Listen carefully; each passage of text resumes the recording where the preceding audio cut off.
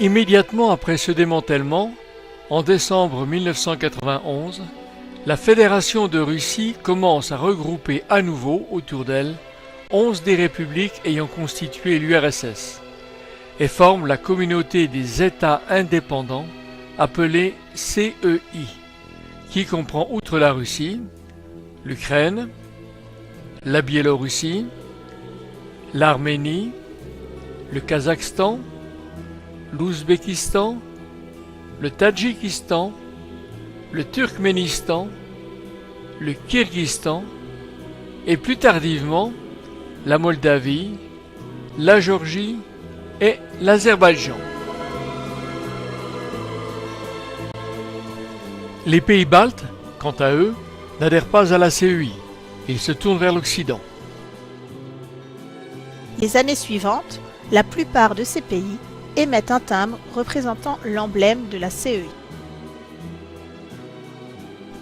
Et la Moldavie témoigne du sommet de 2002. Et la Russie, précisément, que devient-elle avec Eltsine? Elle continue à se rapprocher du monde occidental et devient le 39e membre du Conseil de l'Europe, suivi par l'ensemble des pays de la CEI. La faiblesse de son économie l'oblige à ne plus rivaliser avec les USA dans la conquête spatiale, mais à coopérer. Dès 1992, elle émet conjointement avec les États-Unis ces timbres représentant la conquête spatiale. Ces timbres, de 1995 et de 2000, célèbrent de nouveau la coopération spatiale.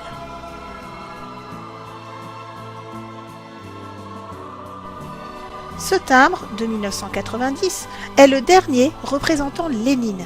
Par contre, on trouve après cette date des églises et des images pieuses complètement ignorées auparavant.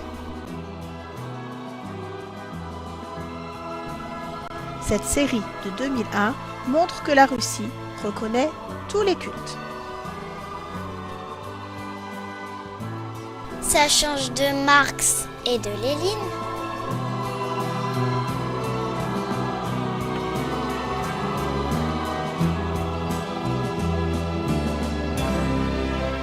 En 1999, Boris Eltsine passe le pouvoir à Vladimir Poutine, qui est élu président. En 2008, la Constitution l'empêchant de se porter candidat une troisième fois, il laisse la place à Medvedev, qui le nomme chef du gouvernement. 4 ans plus tard, en 2012, il a le droit de se présenter à nouveau et est élu président. Il n'a donc pas quitté le pouvoir depuis 1999? La Russie se dégage de sa crise économique et peut reprendre une place prépondérante sur la scène internationale. Poutine est en meilleure position pour négocier avec l'Américain Bush. La Russie s'impose aussi vis-à-vis des autres républiques de la CEI, d'autant plus que 25 millions de Russes vivent dans ces pays. Mais alors, c'est comme avant, tout le monde est derrière la Russie? Pas tout à fait. C'est vrai pour la Biélorussie, qui marche sous les traces de la Russie, et conclut avec elle un traité en 1996 qui pourrait conduire à une fédération, voire une fusion. Par contre, les autres pays ont souvent une politique personnelle, quelquefois même en opposition avec celle de la Russie. La Moldavie, peuplée de Roumains, se tourne davantage vers l'ouest. En contradiction avec la Russie, elle souhaiterait rejoindre la Roumanie dont elle est issue. Suivie par les autres pays du Caucase et de l'Asie centrale, elle adhère à l'ONU en 1992. La Moldavie demande à rentrer à l'OTAN, mais comme toutes les autres républiques de la CEI, elle doit se contenter de participer au partenariat pour la paix. Une république autonome sur la rive gauche du Dniestre, appelée Transnistrie ou République moldave du Dniestre, qui est soutenue par la Russie, souhaite quitter la Moldavie.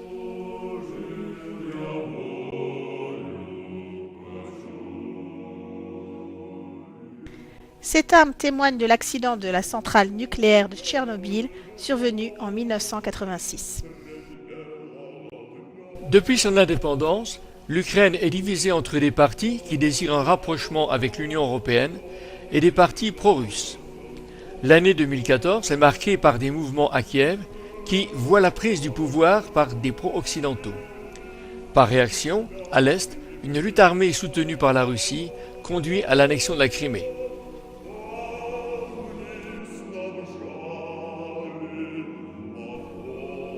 Le Caucase est souvent victime de troubles qui ont pour origine les minorités ethniques.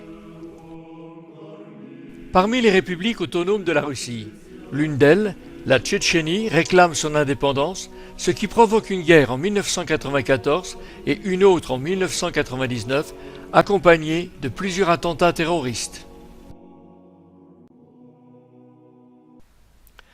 La Géorgie, comme les autres pays de la région, est admise à l'ONU, entre au Conseil de l'Europe. La Géorgie au Conseil de l'Europe? Elle est pourtant dans le continent asiatique. Tiens, curieuse façon d'écrire Europa. C'est encore du cyrillique? Non, les Géorgiens ont un alphabet qui leur est personnel. 2 des 3 républiques autonomes, l'Abkhazie qui proclame son indépendance en 1992 et l'Ossétie du Sud sont soutenues par la Russie et sont dissidentes par rapport à la Géorgie. Comme en témoigne ce timbre, la Géorgie aspire à rejoindre le monde occidental. Je te traduis, nous avons confiance en toi, Amérique. C'est une déclaration d'amour. Ou un appel au secours.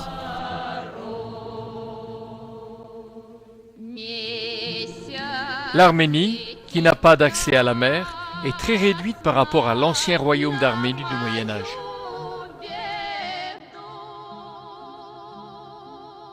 L'Azerbaïdjan prospère grâce au pétrole de Bakou.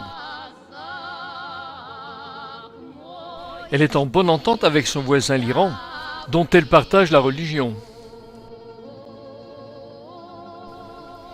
Le Haut-Karabakh, qui est une enclave peuplée d'Arméniens au milieu de terres azéries, est une république autonome de l'Azerbaïdjan. Suite à de fortes tensions entre les deux communautés, ses habitants, soutenus par l'Arménie, combattent les Azéris, proclament leur indépendance le 6 janvier 1992 et remportent des victoires. Un cessez-le-feu est signé en 1994, laissant à l'Arménie une zone d'occupation qui la relie au Haut-Karabakh. Depuis, la situation n'a pas évolué et le Haut-Karabakh n'est toujours pas reconnu par la communauté internationale. Comme le montre ce timbre de 2012, chacun s'arme solidement, ce qui laisse présager d'un avenir difficile. Pour compléter cet imbroglio, la République autonome de Nakhichevan est séparée de l'Azerbaïdjan par l'Arménie.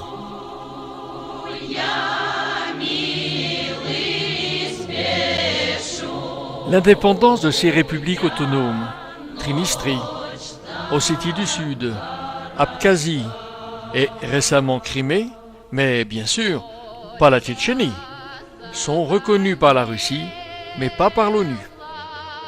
Tu m'as dit que cette région a déjà été le théâtre de beaucoup de conflits.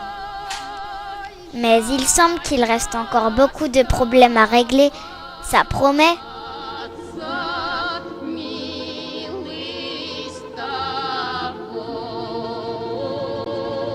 Comment s'est déroulé le rapprochement des 3 pays baltes vers l'Europe occidentale? Après la proclamation de l'indépendance, l'Estonie, la Lettonie et la Lituanie ont rejoint les instances internationales, l'ONU, l'OTAN, avant d'être intégrées à l'Union européenne en 2004.